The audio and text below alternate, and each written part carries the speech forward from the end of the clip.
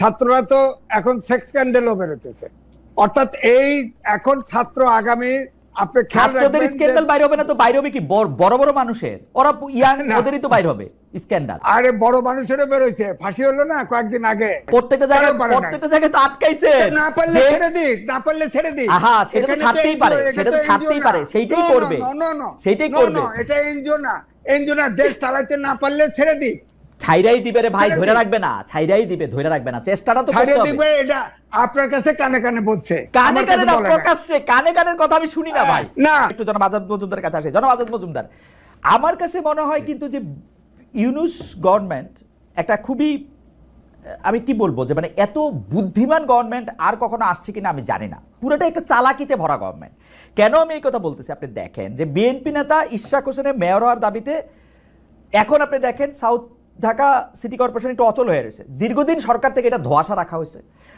নির্বাচন কমিশন যখন অর্ডার দিছে তখন বলছে যে এটা একটা খারাপ আয়, তবে এই রায় দিয়ে আমরা এটা করবো কিনা সেটা নির্বাচন কমিশনে আপিল করে না। নির্বাচন কমিশন কিন্তু কখনো আপিল করে না। দুইটা জিনিস দেখেন, নির্বাচন কমিশন কিন্তু বেশিরভাগ সময় আপিল করে না। দুই হচ্ছে সেই সময় আসিফ মাহমুদ সজীব ভাই বলছিলেন কি আইন উপদেষ্টা ফিরে আসলে আমরা এটা নিয়ে সিদ্ধান্ত নেব। আইন উপদেষ্টা কি করলেন, ঠিক ওই সময় ছুটিতে গেলেন এবং ওই ছুটি কাটায় ফিরে আসলেন যখন, তখন আর ইশরাক সাহেবের আসলে আর ইয়া শেষ, কি বলে জানি, টাইম শেষ, এখন আর শপথ পড়ানোর দরকার নাই। 2 সপ্তাহের মতো টাইম ওই নির্দেশ পাওয়ার আগেও এটা পড়ানো যাইতো, প্রতীকীভাবে উনি মেয়র হইতেন। এটাকে বুদ্ধিমান, মানে আমি এটাকে কি বলবো, চালাকি কইরা এটা ঠেকানো হইলো। এইটা কেন করা হইতেছে এবং খুব নিজের এই স্মার্ট মনে করা হইলো, খুব বুদ্ধির কাজ করলেন জনাব আসিফ মাহমুদ সজীব যে আইন উপদেষ্টা আসলে উনারা এটা নিয়ে পড়লে আমরা এটা শপথ পড়াবো, এবং তিনি এটা বন্ধ করে রাখলেন। এই চালাকিটার জবাব যখন আপনাদের দিতে হবে, আপনারা কিভাবে এটা দিবেন, মানে এইটা যদি একটু বলেন জনাব আজাদ মজুমদার, এবং এই চালাকি নিয়ে আপনারা প্রাউড কিনা যে না খুব চালাকি করে সেটা। ধন্যবাদ আপনাকে। এটা কোনো চালাকি না, আপনি এটা একটা প্রসেস। ওনারা মনে করেছে যে এই প্রসেসটা রাইট, এই প্রসেসটা ফলো করা দরকার এবং এই প্রসেসটা অনুযায়ী ওনারা কাজ করার চেষ্টা করেছেন। জনাব ইশরাক হোসেন উনি যদি মনে করতেন যে এই প্রসেসটা রাইট না, উনি তো আদালতে যেতে পারতেন আবার, যে ওনার যদি মনে হতো যে না সরকার ওনাকে ওনার ডিউ যেটা প্রাপ্য সেটা দিচ্ছে না। আমি যেটুকু আমি আজকে আপনার সাথে আসার আগেও আমি এই বিষয়টা নিয়ে আমি জনাব আসিফ মাহমুদ সজীব ভাইয়ের সাথে কথা বলেছি। ওনার কাছ থেকে আমি যতটুকু জেনেছি, উনি বলেছেন যে এটা একটা সাবজুডিস ম্যাটার ছিল। ওনাকে যখন আদালত থেকে বলা হলো, আড়ালের কথা তো আমরা শুনতে পারবো না।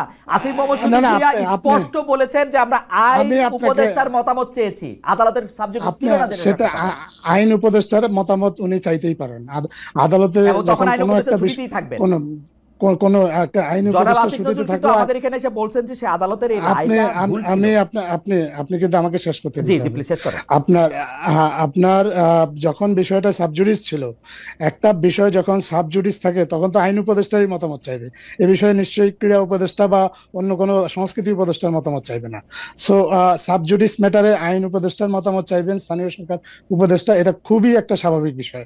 আপনার আদালত থেকে যখন আপনার আজাদ মজুমদার, আমি আপনার কথা, আপনি কথা একদম নিরিবিলি বলেন, আমারও কথা বলে গলা ব্যথা করতেছে আজকে। আমি জিনিসটা বলি যে আসিফ মোহাম্মদ সজীব ভুঁইয়া যে আইন উপদেষ্টার মতামত চাইছেন বা চাইবেন, ওই সময় পাবলিকলি উনি যে কথা বলেছেন সেই সময় কিন্তু এইটা তিনি বলেন নাই যে বিষয়টা সাবজুডিস, তাই আপনার মতামত আমি চাইতেছি। তিনি আইনি ব্যাখ্যার জন্যই আইন উপদেষ্টার ব্যাখ্যা চাইছেন, সাবজুডিস বলে না। কিন্তু আপনি প্লিজ আমার একটু কথা বলেন, উনি কোন কারণে মতামত চেয়েছেন সেটা তো আপনাকে বলেন। উনি যেহেতু উনি যেটা বলছেন সেটা আমি বলতেছি, উনি বলছেন যে আমি মতামত চাচ্ছি কারণ জিনিসটার মধ্যে আইন উপদেষ্টা মতামত দরকার। হ্যাঁ, তো উনি দরকার এই কারণে চেয়েছেন, এবং দরকারটা কি কারণে সেটা তো উনি আপনাকে বলেননি। আর যেহেতু আপনাকে বলেননি, আপনি এটা তো অনুমান নির্ভর কোনো কিছু। আপনি কি তার কাছ থেকে শুনেছেন? আমি তার কাছ থেকে শুনেছি সাবজুডিস বলে উনি আইন উপদেষ্টা মতামত চেয়েছেন। অবশ্যই যখন সরকারের একটা বিষয়ে যখন আদালতে যায় তখন সরকার এই বিষয়ে আইনি পদক্ষেপ কি হতে পারে, কিন্তু আদালতের পদক্ষেপ ছিল না জনাব আজাদ মজুমদার। তিনি তাহলে আপনি আবার একটু আসিফ মাহমুদ সজিব ভুঁইয়াকে বলেন, তখন কিন্তু আদালতে পেন্ডিং ছিল না, আদালতে পেন্ডিং ছিল। এটাতে তো আপিল করা হয়েছিল। আপিল করার কারণে উনি আইন উপদেষ্টার মতামত জন্য অপেক্ষা করছিলেন।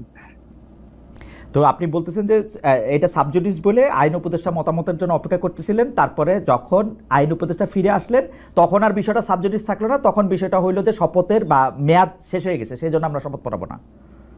না, তখন তো নির্বাচন কমিশন যে গ্যাজেটটা দিয়েছিল সেটার মেয়াদ শেষ হয়ে গিয়েছে। তারপরে আবার আরেকটা এটা চালাকি মনে হয় কিনা জনাব আজাদ? না না না না, এটা একটা আইনি প্রক্রিয়া। আপনার আইনি প্রক্রিয়া অনুসরণ সেই আইন হচ্ছে আপনি শাহাদাত সাহেবের সঙ্গে দেখাবেন না, ইশাক সাহেবের সঙ্গে দেখাবেন, এটা হচ্ছে আপনার ইচ্ছা।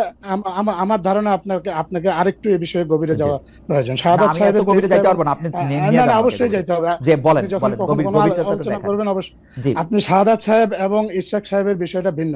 শাহাদাত সাহেব মামলা করেছিলেন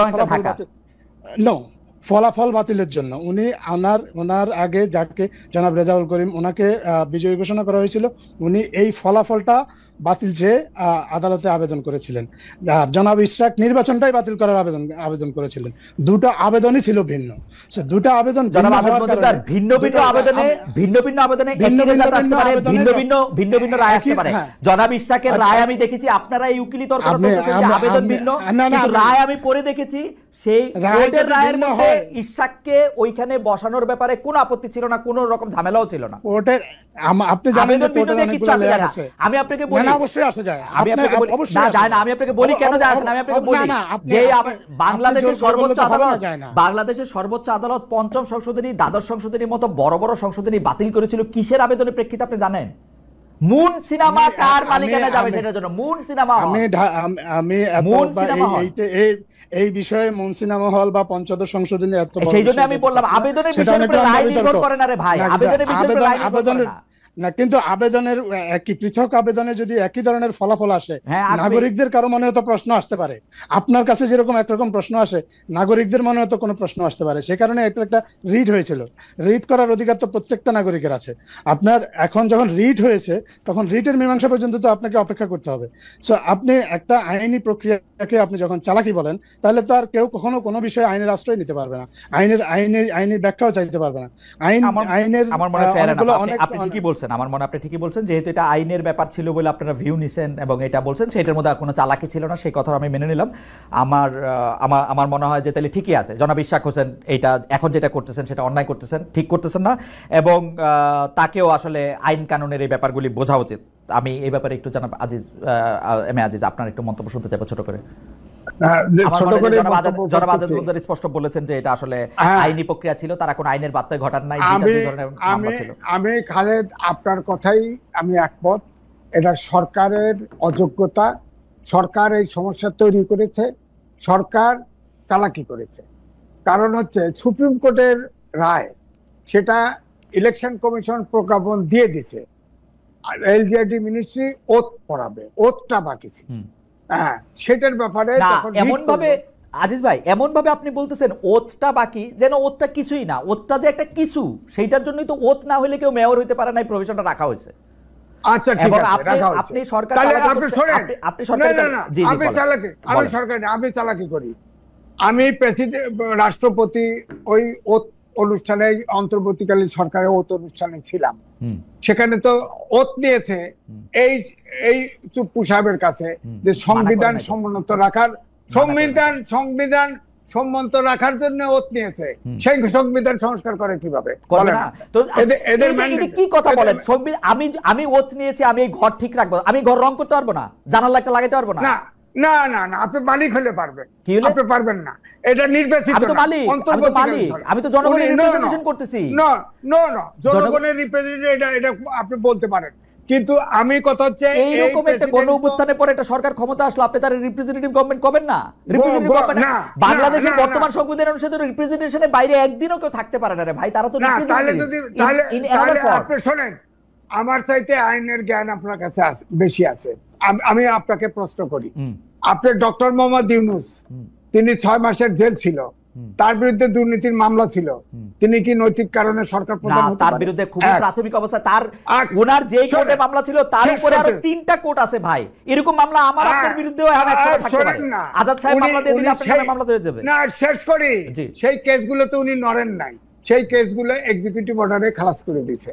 1 2 হলো, তিনি আপনি খেয়াল করে দেখেন যে তিনি আপনার 106 অনুচ্ছেদ অনুযায়ী সুপ্রিম কোর্টের মতামত নিয়েছে প্রেসিডেন্ট, এটা প্রথমে বলা হলো, এখনো বলা হচ্ছে, এবং সেনা প্রধান বলেছিল যে আপনার 626 জন সেনানিবাসে আশ্রয় নিয়েছে।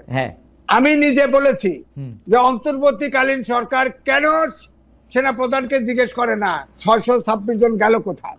আমরা তো ভারতে দেখি, আমরা দুবাইতে দেখি। আমি বলি আজিজ ভাই আর্গুমেন্টটা বলেন যে 106 অনুসারে প্রধান বিচারপতি সহ 6 জন বিচারক বলছেন। আমি ওইটাই শেষ করছি।